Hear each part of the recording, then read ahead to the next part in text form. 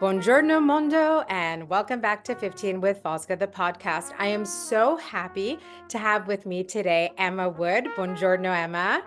Ciao, buongiorno Fosca. It is so nice to have you here on the podcast, and I'm just thrilled to be seeing you again because I haven't seen you since we met in Italy.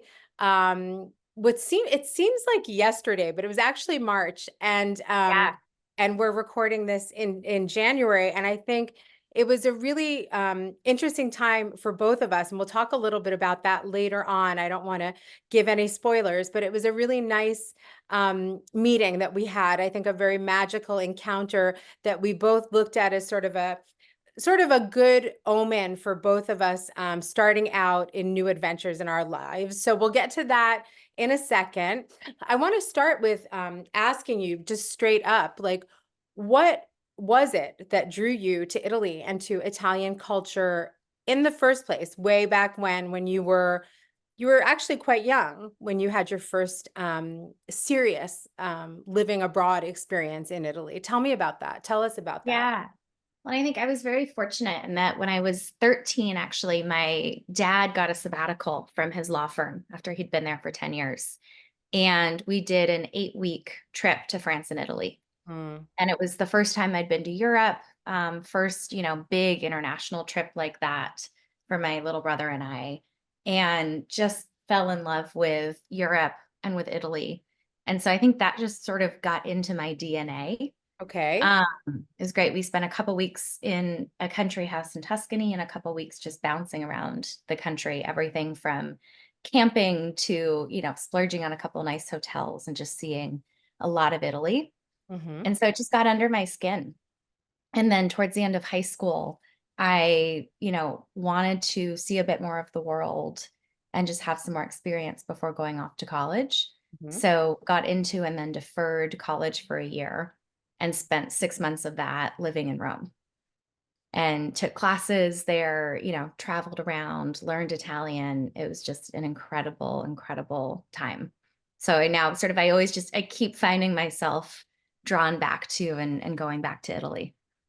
Yeah, and at that age, I mean, first, I think you point to two really critical ages in one's development, right? So you Yeah. sort of first met Italy and France, let's say the abroad experience, Yeah. at 13. So right as you entered into adolescence, and then you made this sort of more mature decision, as were on the cusp of adulthood, young adulthood, if you will, to then Yeah. do this sort of non-traditional path, right? Tell me more about the time you spent in Rome. Um, Mhm. those 6 months you spent living in Rome, and what did you study the language? Did you study the Yeah. culture? Where did you live? What did you do? Yeah. And it was definitely it was hard suddenly just moving to Italy at 18. So, it had its ups and downs. It was an amazing experience and I had a ton of fun as well. And I look back on it as just one of the best decisions I've ever made. Mhm. But I was super homesick at times. Of course. And so I had, applied to John Cabot is an American university in Mhm. Rome. They do a ton of study abroad Yeah. students that they take from all around the world.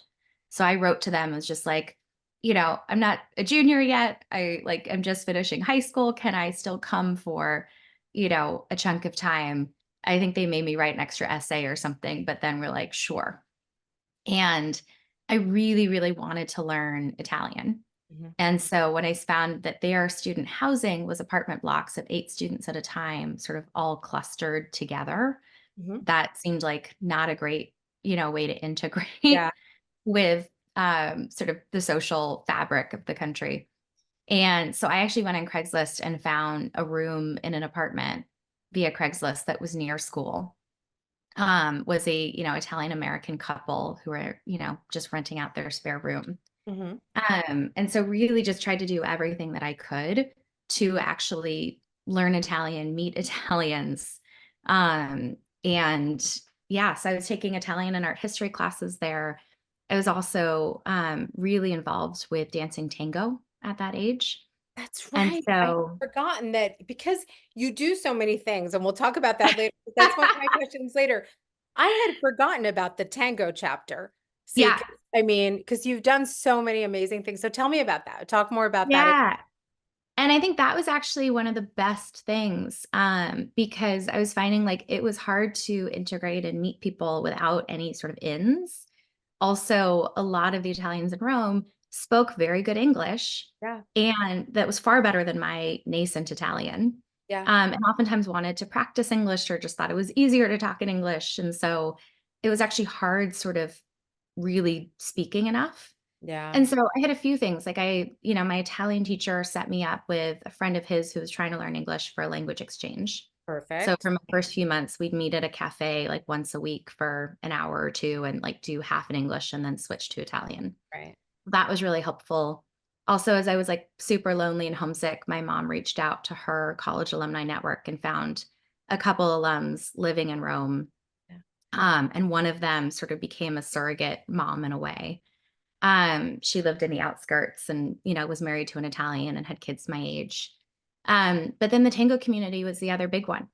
And, through kind of friends of friends and that met some dancers, particularly down in Sicily and Naples. Wonderful. And, they were just so wonderful. And especially as sort of an 18-year-old, they took me under their wing. Mhm. So going to, tango events all around Europe, that was sort of the crowd I would hang out with then. Right. Or, traveling to different cities, like they'd help figure out, oh, you can crash with, on this friend's couch in Right. Bologna for the weekend. And then most of them didn't speak much English. So that was the number one way that I really learned Italian. Yeah. I went And to Sicily for 10 days and stayed with one's family and, had 10 days of just being completely immersed in that. I think you really hit on a couple of crucial points. One is that, well, I think it's just part of the nature of who you are. So you're somebody who just, you set yourself, you set a goal for yourself and you do it. You write to John Cabot, you're like, listen, I want to come here. I mean, there's no harm in Yeah. trying. And that becomes then this very formative academic experience for you.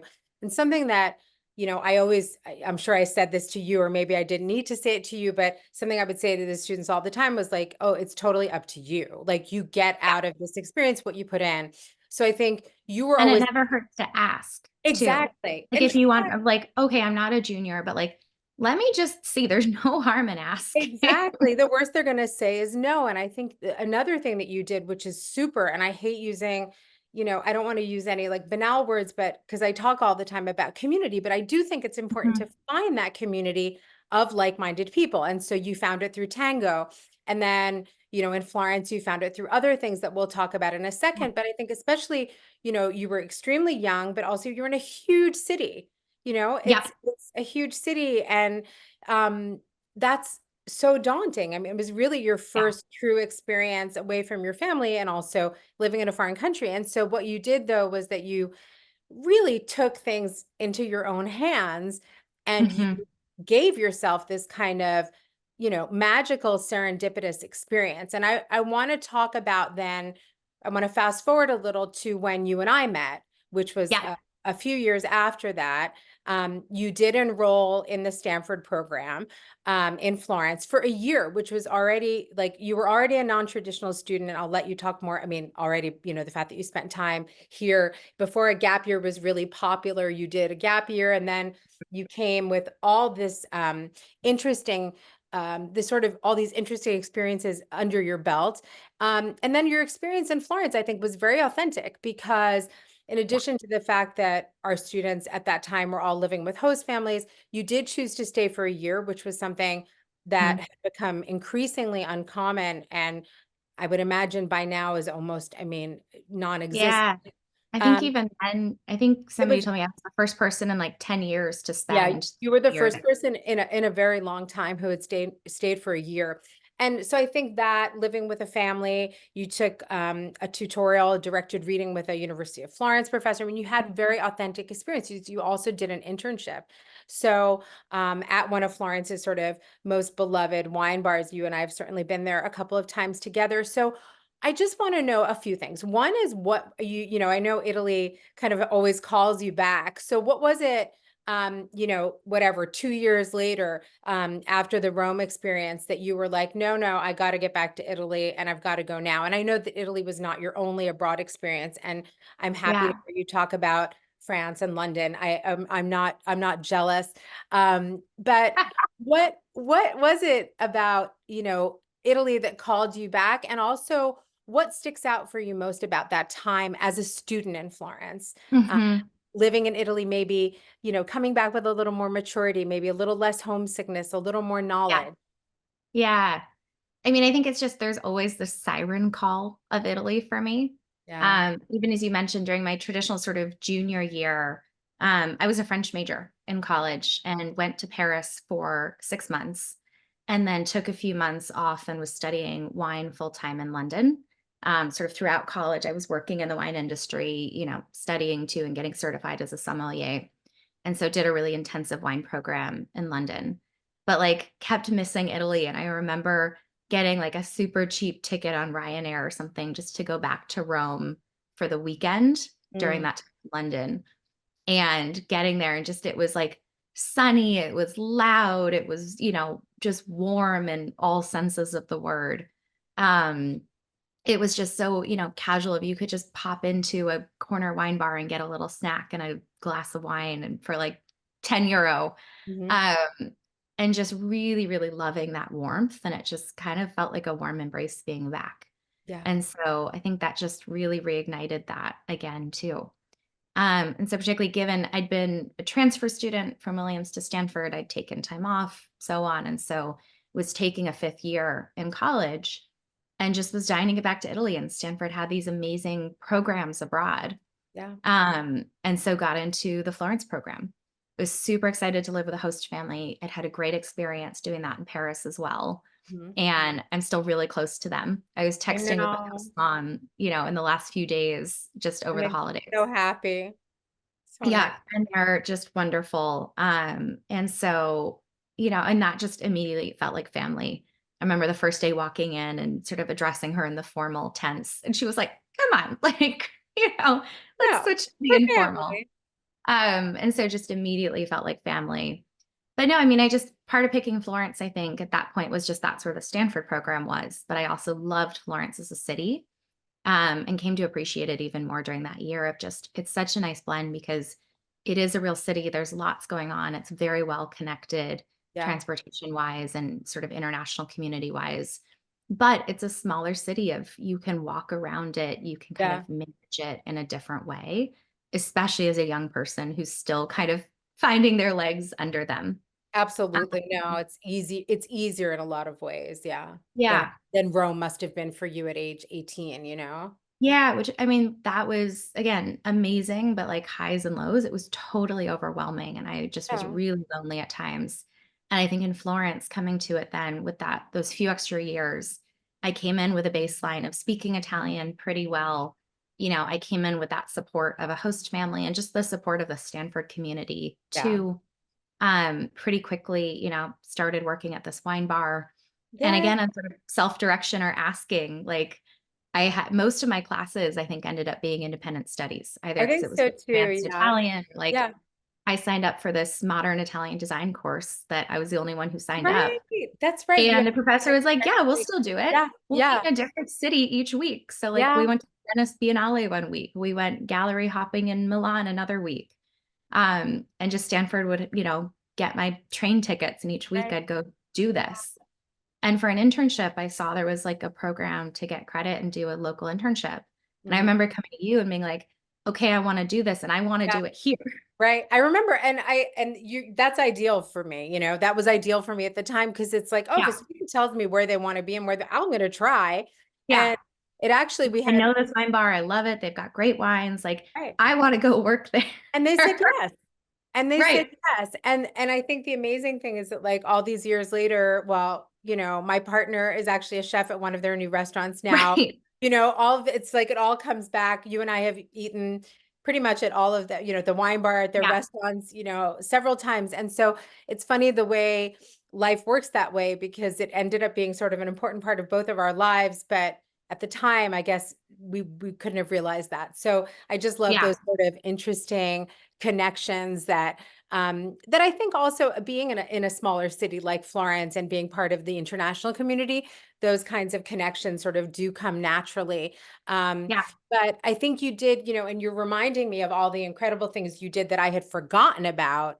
And, I think it's interesting because a lot of it was time, but I really do believe that a lot of it was your attitude, and Hmm. just approaching things and saying, I really do want, it was more than even goals in your mind. It was just like, no, this is what I want my experience to be. Yeah.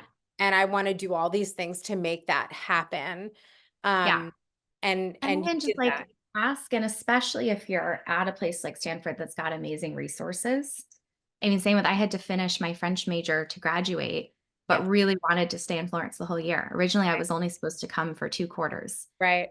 And again, I remember like talking to the French department, talking to you, being like, okay, like I have to do this 12th century French literature Right. course to graduate. Is there any way to make this work? And the French department at Stanford was amazing. And they're like, well, we'll figure out a way. Like you can enroll in the class back on campus and Right. submit your essays. But then, like, working with the Florence program will like get you a French professor in Florence to do the in class portion.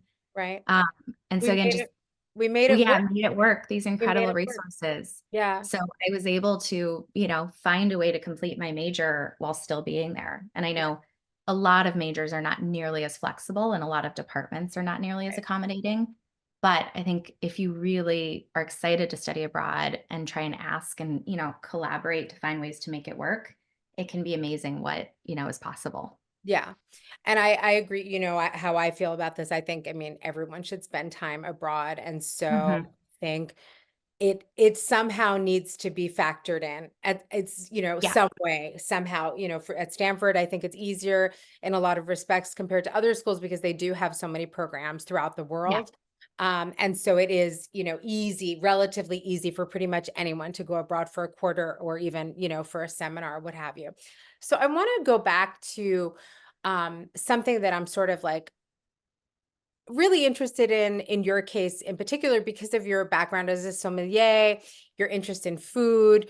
Um, how do you think, your the amount that you experienced Italian food and wine culture has impacted you in your choices, sort of your dietary choices, your lifestyle choices? Like, how has the importance of Italian food culture made its way into your daily life? You were living in New York until recently. Now you're back in the Pacific Mhm. Northwest. It's pretty easy to find stuff in the US to find Italian things, yet I find that everything is a little off, So Yeah. tell me, but No, no. are there certain things that have just like made it into your daily life, your daily routine that you just can't do without? It's a good question. I mean, I think, generally just Italian food and wine are a favorite, whether it's going out or cooking. Yeah, And, having all of this wonderful experience too, working in the wine industry in Italy, like that's a lot of what I drink and a lot of my wine collection. I've yeah, been collecting wine since I was 18 now, carrying things back from Europe. And I just moved and sorted through it. And like a good half of it is Italian. I can Um, imagine. but I think one of the biggest things in like my gap year is actually what really kicked off my interest in food and wine. I grew up in a family that appreciated those. I grew up cooking some with my dad, but Okay. really started cooking more on my own and just learning about and appreciating wine during that gap year. And a lot of it was just how it brings people together, really, savoring the moment. Even one of the things I love about Italy is like different regions have their own food cultures Yeah, and the different ingredients go together and the wines suit the foods in that region. yeah. And so just having sort of all of the place, culture, history, nature, um, and just slowing down and like sitting around a table, enjoying something for a moment and savoring the moment. Like Yeah. that is what really stuck out to me. And that's why then I started studying and working in the industry at age 19. Because it was that drew you in, that the sort of beauty of taking the time to really Yeah. savor.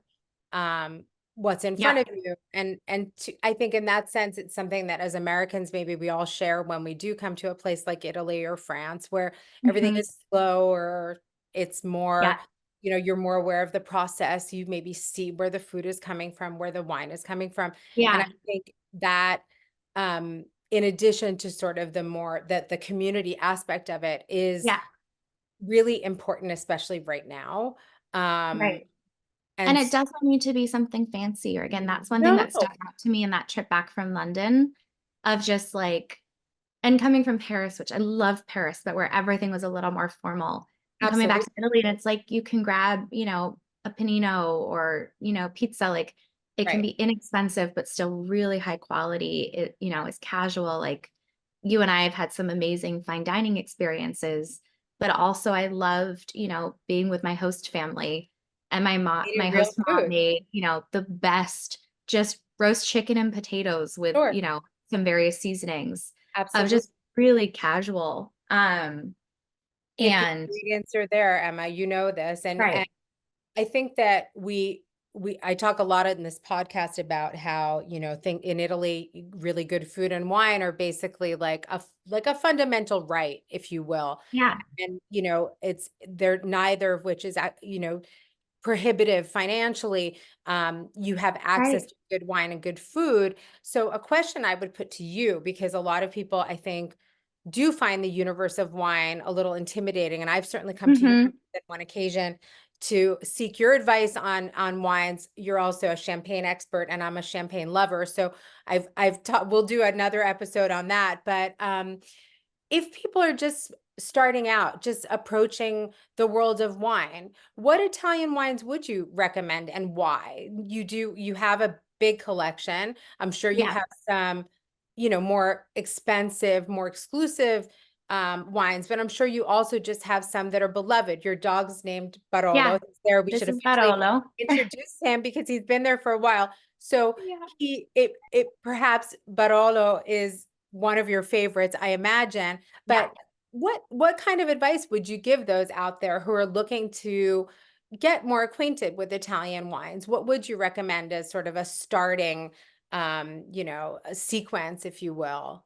Yeah. I mean, I think the number one thing, even before diving into like specific wines, is just the best way to start trying quality things and learning about what you like is like find a place that has people who know what they're doing.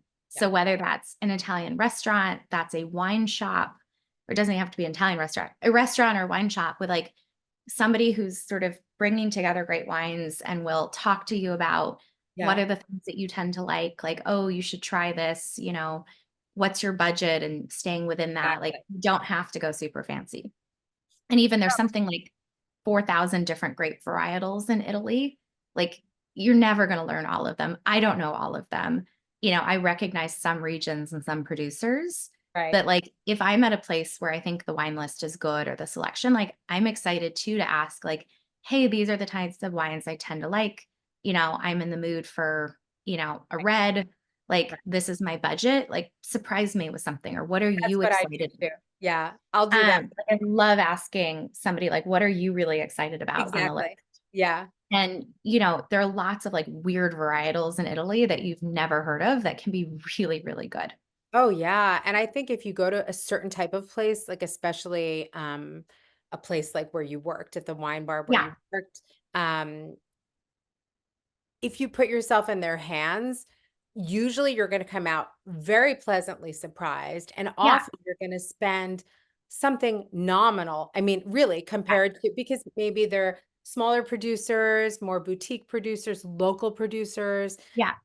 and so I think that's a really good piece of advice. Is it's not it's a good thing to put yourself in the hands of experts. Right. It's okay to say, listen, this is what I normally like, give me some direction here. Um, Yep. yeah, Absolutely. Um, and that too, I mean, even like I know lots of people who are like, oh, I went to Italy and like the food was terrible. And it's like, okay, there's bad food everywhere. You can also go yeah, to New York City and have terrible food. oh yeah, I think there's good food and bad food in Italy. Most of the bad food is really, tourist traps, exactly. and often actually more expensive. So it's like do a little bit of research online or talk to people, particularly if you know anybody locally, like Doesn't need to be fancy, but just find some local places. There are tons of them in Florence, and Absolutely. you're not gonna spend a ton of money, and you're gonna get great food and wine. Yeah, and it's a shame Um, if somebody comes back and, from Italy and says that they didn't eat or drink well. That's, yeah, kind of alarming, but you're yeah. right. A little Like, homework. you can find it, Yeah, but like anywhere, there's also stuff that's not great. I mean, I think in terms of specific regions and varietals, like up north in Piemonte, the main grape is Nebbiolo. yeah, The most famous two regions are Barolo and Barbaresco. right. Those are, it's two different villages, slightly different styles, but pretty similar wines. Really amazing, super age worthy. But it also a good Barolo or Barbaresco needs a few years to open up. Um, Absolutely. One of my favorite go-to wines is the declassified Nebbiolo from right around there. So from the Langhe, Yeah, Langhe. So exactly. Langhe Nebbiolo is more approachable when it's younger and usually a fraction of the price of a good Barolo or Barbaresco. Absolutely. So that's one go-to that I love. I love Tuscan wines, no big surprise. I know.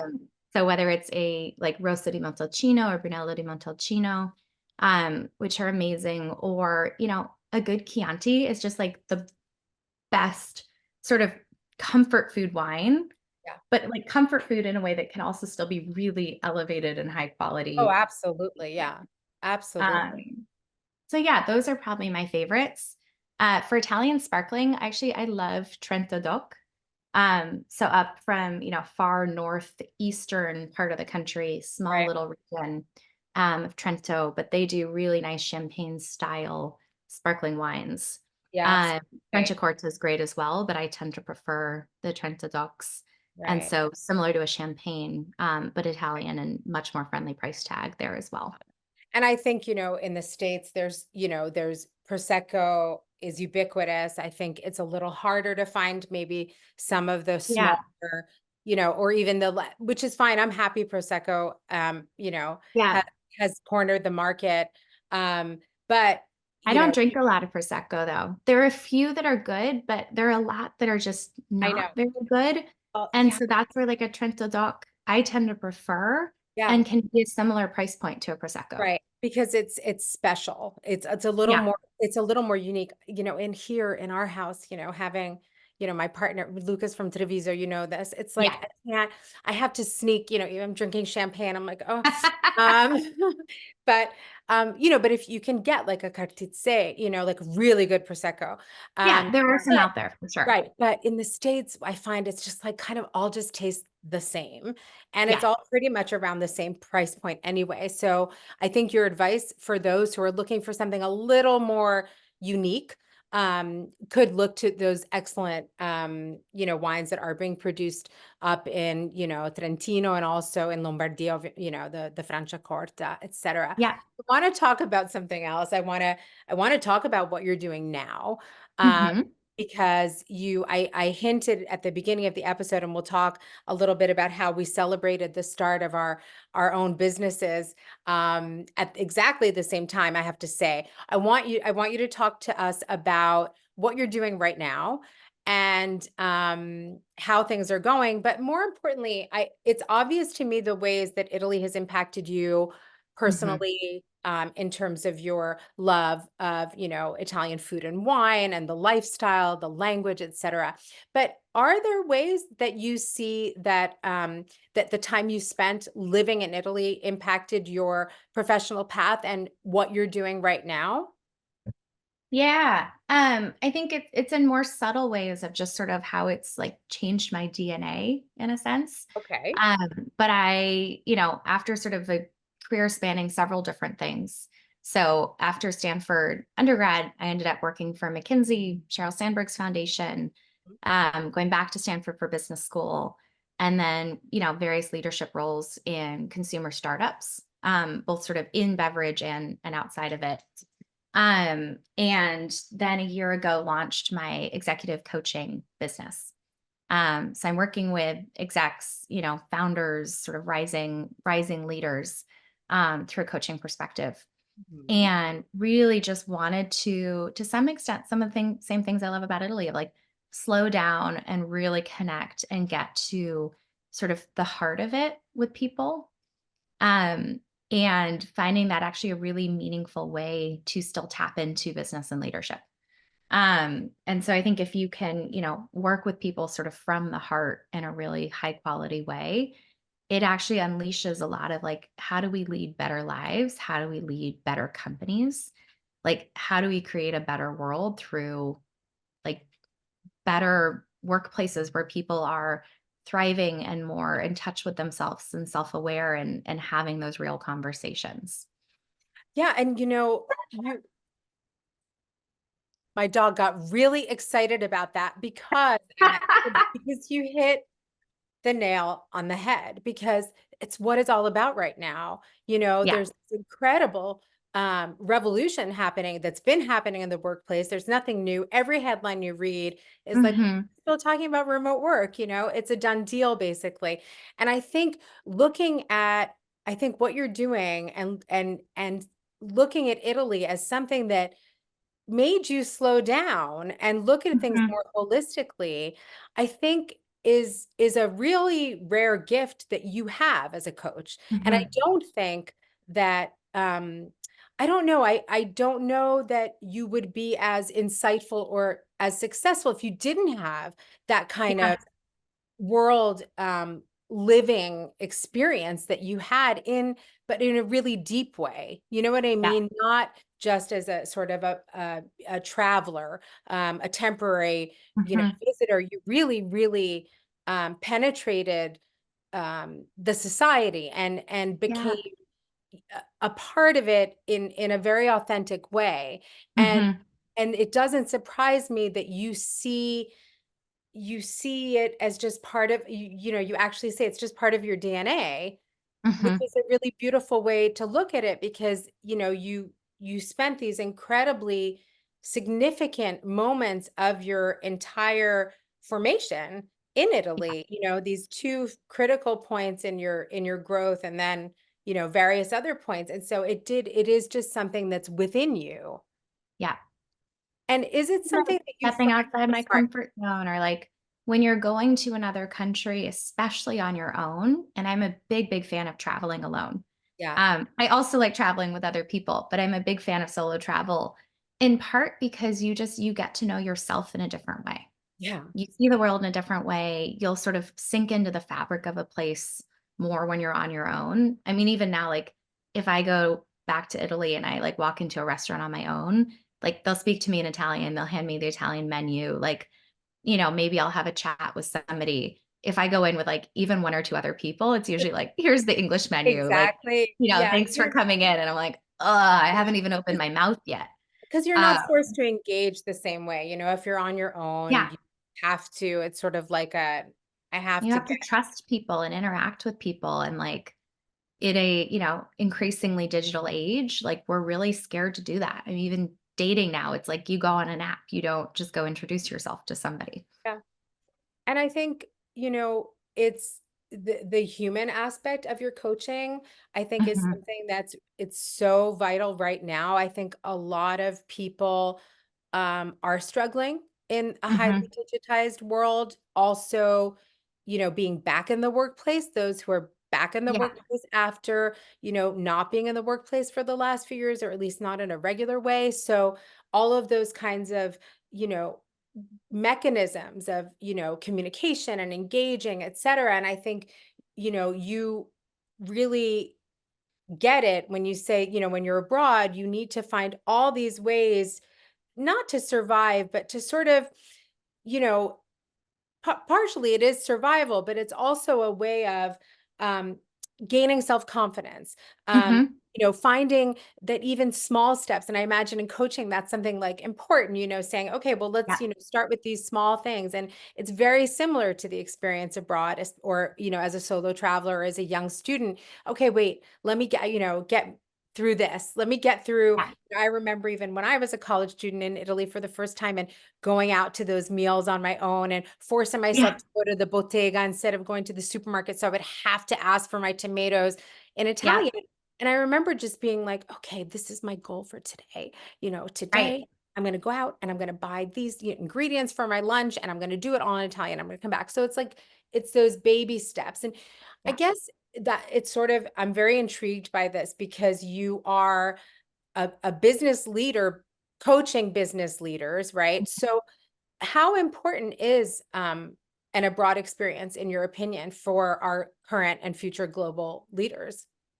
Yeah, I think it's incredibly important. I think, like, different perspectives and exposure to different perspectives is critical, and in a world, again, where, like, we're seeing less and less of that, we're kind of in these echo chambers, and so, going abroad isn't the only way to get different perspectives. Sure, Um, I also recognize that I was, incredibly fortunate and privileged to be able to have some of these experiences. That being said, to the extent that you can do that, and maybe it's a shorter thing, or, doesn't have to be Italy even, much as we both love Italy. sure, Um, but I think that just it widens your view of the world so much. It can help you develop self-awareness, it can help you develop empathy. Um, it can help you learn about both other perspectives and just the value of having other perspectives, and that, like, these are humans too. They may hold very different values or opinions than you, but actually most of them are good people. yeah, And that's a valuable lesson. So I think that is really, really important. Um, Also, just some baseline of, like, the world is big and there's lots going on. Um, and, like, how does it impact different people, and what's working, or, certainly I don't live in Silicon Valley anymore, but being tied into Stanford, and, like, everything is AI and it's going to change the world overnight. And it's kind of like, it's so very focused on a small microcosm of the world. right. Um, and these are big technological, waves of change. But also, like, I've been spending a lot of time down in Costa Rica in the last couple of years. And, like, it's just such a different world, or, like, you're not thinking about AI every day. And it's kind of refreshing to be like, okay, there's so much more diversity, and, like, of lives, of, thought, of everything, out there. Yeah, and I think it makes you also, that time, I think Costa Rica is an excellent example because as you rightfully say, it maybe we don't all have that much time to say, okay, I'm Mhm. going to spend a year studying here, a year studying there, but I can spend a week somewhere in a very aware way because Yeah. they're in a very active way. Or I can spend a week somewhere in my same old way. And I think you Yeah. said a few things that are really crucial here, even just for the way the world is going and what I hope, our future leaders do have the capacity to do, which is exactly what you said. Like, you're changing your perspective. It's not just Mhm. leaving, your, all things that are familiar. It's actually opening your eyes to something totally different that's happening, though, at the same exact time in history. Maybe that puts things in perspective as well. I think, Right. as Americans, we're so, I mean, I really, I just came back from the States, so I realize it. Mhm. Italy is very similar. It's not that different, in that, it's Western, it's accelerated. People, all, the way news travels, all the news we're reading is the same. I realize that, I'm in Italy, I'm looking at Yeah. my Instagram feed, I'm seeing the same things that I see, when I'm there. The important thing is that when you leave, you really leave, Yeah. and you said something so fantastic, which is that you put your trust in people, in strangers. You depend Yep. upon the kindness of strangers, so you're vulnerable, but Mhm. I think only when you have that kind of vulnerability can you have the kind of metamorphosis that, like, for example, you're trying to do with your coaching business, which is, Right. obviously all about metamorphoses. I mean, it's called Caterpillar Yeah, Collaborative, but isn't that what the abroad experience ultimately should be doing, right? it is. And even, I mean, one theme that I talk about pretty frequent with clients is time versus energy. Yeah. We all have limited time. If you're lucky, you've got about 4,000 weeks of life, Oh, which come is on, like, don't put it like that. Yeah, it's but a it's sort of like, you're never gonna do everything you wanna do. There's not enough time. We could all live lots of different potential lives. So how do you actually stop fighting that and focus on, okay, how do you want to live the time that you've got here? And how do you manage your energy and your presence? And I think presence is one of the things that is so fragmented these days, but can make such a difference. And just putting a lot of time towards something doesn't necessarily, I mean, even with study abroad, like you can put in the time to go study abroad. If you spend your entire period hanging out with a bunch of other Americans, only speaking English, going to McDonald's, Right. like, no offense to McDonald's, but like you're not going to really integrate or necessarily have the kind of transformative experience in Italy Exactly. because Yeah. you're not putting yourself out there and making yourself vulnerable in that sense. Yeah. So how do we really focus our energy and our presence? And another like favorite example of mine is growing up cooking with my dad. And he just retired. He was a lawyer, worked really long hours. And so a lot of weeknights, he might get home late, like my mom definitely did a lot of the heavy lifting there. But she worked on Monday nights. And so he had to be home by 7 o'clock and we would cook dinner together every Monday night. And he was so present during that time. And so you're talking about like 3 hours in the week. And a lot of the rest of the week he was working, he was sort of in and out, he didn't know when he was going to get home. And so, I know a lot of other stories where it's sort of like, oh, I'm not as close to my dad because he worked a ton and I didn't see him a whole lot. But, like, those Monday nights I treasured because he wasn't looking at his phone, he wasn't just Right. focused on work. He unplugged, and we would cook and eat dinner together along with my little brother, Yeah. and it was just such special quality time. I think that's also part of what, Yeah. brought me to love cooking. That's still, like, the thing that we do together. Yeah. And so how do you take even really limited time or again, if you've got, just a summer to study abroad or you just have a trip, you can't go for a year. Okay, but like what's important to you about that time and then go, make it happen. Yeah. And then go get it. And I love that example. It's a beautiful example. I think we're losing I see myself losing it, Emma. I mean, I'll be Me perfectly honest too. with you, and I'm very disappointed in myself, um, Yeah. because you probably know, you know me, I kinda don't I kinda hate the cell phone. I hate my Mhm. cell phone. I love technology, but I feel like I don't like I grew up with very free, and, I don't Mhm. like that people can locate me and things like that, and Yeah. so I'm in a constant battle though with the fact that, this especially, as freelance consultants, I mean, as freelance work, Yeah. you're on all the time. And I'm very disappointed in myself. Mhm. That it really took me like 3 days of being ill in bed to actually like slow down, Unplug. Yeah. you know?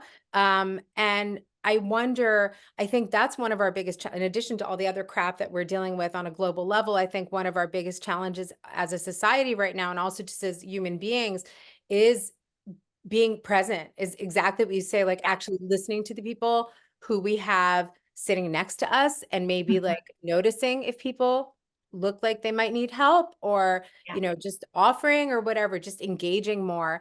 And so I think travel, whether it be for the short or the long term, especially solo travel, is a great way Mhm. to sort of um, try and not counteract, but at least counterbalance the fact that we are constantly living in this way too fast reality that's just not, it just doesn't feel like it's very good for us. Yeah. Yeah. No, So absolutely. I want to talk about slowing down because I wanted to, I didn't want to spoil it at the beginning, but now that we're getting towards the end, we can reveal the big secret because I'm so proud of this story, and I tell people this story all the time because it's one of those great life stories, just of pure serendipity. So Yeah. I'll give it a quick intro, and then I'll let you talk about the experience per se. But you texted me that you were coming for the Mhm. Rome Marathon. Yeah. That you had an injury. So because you all don't know, but I mean, you know a little from Emma's bio, but Emma does everything. Emma runs marathons, she surfs, she's a sommelier, she's a Stanford MBA, she's like a super executive coach. Um, and so she texts me and says, "Oh, I'm going to be in Rome for the marathon. I can't run. I have an injury, but I'd love to see you. I'd love to, come up to Florence. And I'm also looking for a place to go that I've never been before." Mhm. So we had planned on definitely. I said, "Oh, we'll definitely have dinner in Florence." And then you said, "Well, where should I go? Should I go to?" I think the choices were like um, they were all in Emilia Romagna, right? It was like Parma. Well, I was debating between, a couple regions I'd not spent much That's time in, right. Calabria and Emilia-Romagna. So Right. very different.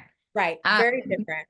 And of course, I'm like, oh, go to Modena. I'm just like, go to yeah. Modena. I love Modena. And I had been to Modena quite a bit over the years with Mhm. Stanford, but I hadn't been in a while. And then at a certain point, you text me and you're like, should I just try to get a reservation at Massimo Bottura's restaurant, La Francescana? I'm like, oh yeah. I'm like, listen, I might try, but there's no way you're going to get a Yeah. reservation. But listen, what the hell? Give it a try. Anyway, long story short, you text me, I don't know, Well, a date. I put myself on the wait list and they Right, say, they don't do reservations for one.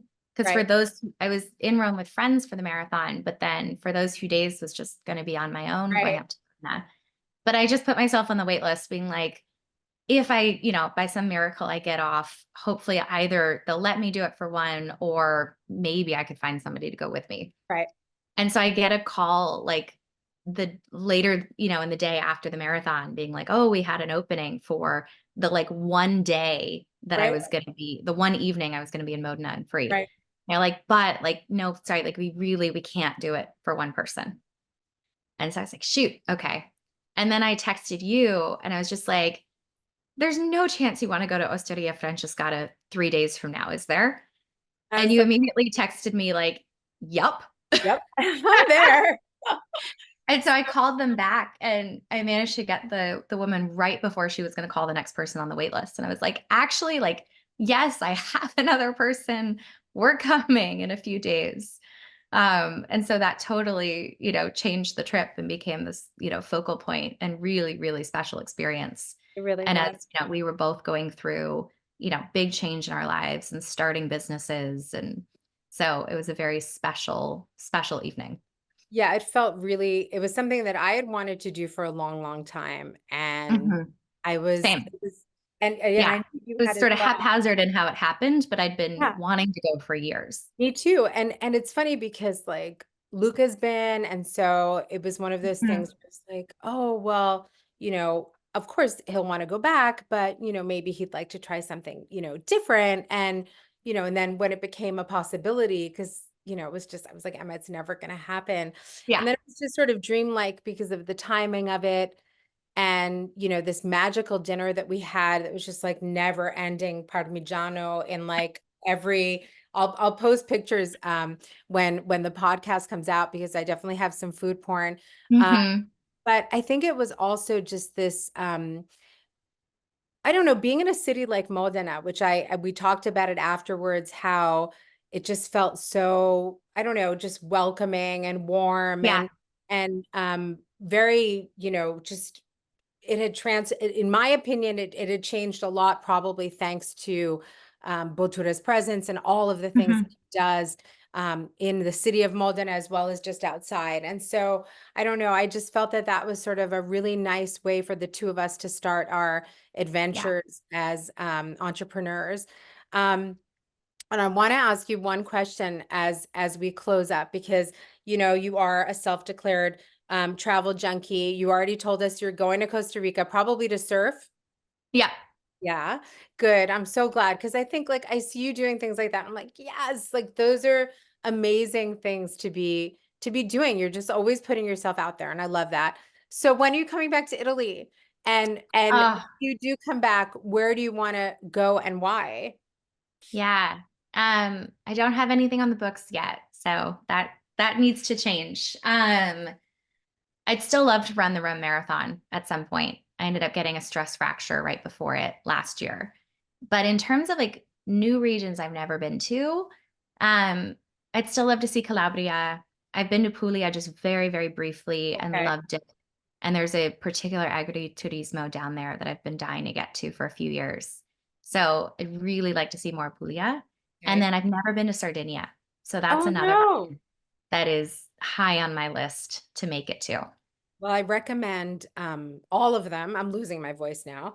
Excuse me. Calabria, I recommend very highly because it's one of those regions that's like, I think it's going to become like the next Puglia, Yeah. if not already. And so it's still very affordable and relatively untouched. So Yeah. So yeah, those are some of the areas that I'd love to, go to for the first time or spend more time in. yeah, and they're all amazing choices. And of course, I'm here if you need, somebody to accompany you to Yes. to And a I'll always pop by Thanksgiving through dinner. Florence. And Sorry about now, host family and sort of kids that I've now known their whole lives. And just Florence is always sort of home base. Actually, I just moved cross country, but one of the places I was seriously considering was moving back to Florence. that was actually a question I was going to ask you. Yeah. Would you? Florence was on the short list. Yeah, but would you ever move here? Mhm. Yeah, I don't have any Italian heritage, sadly, so I would have to figure out the visa.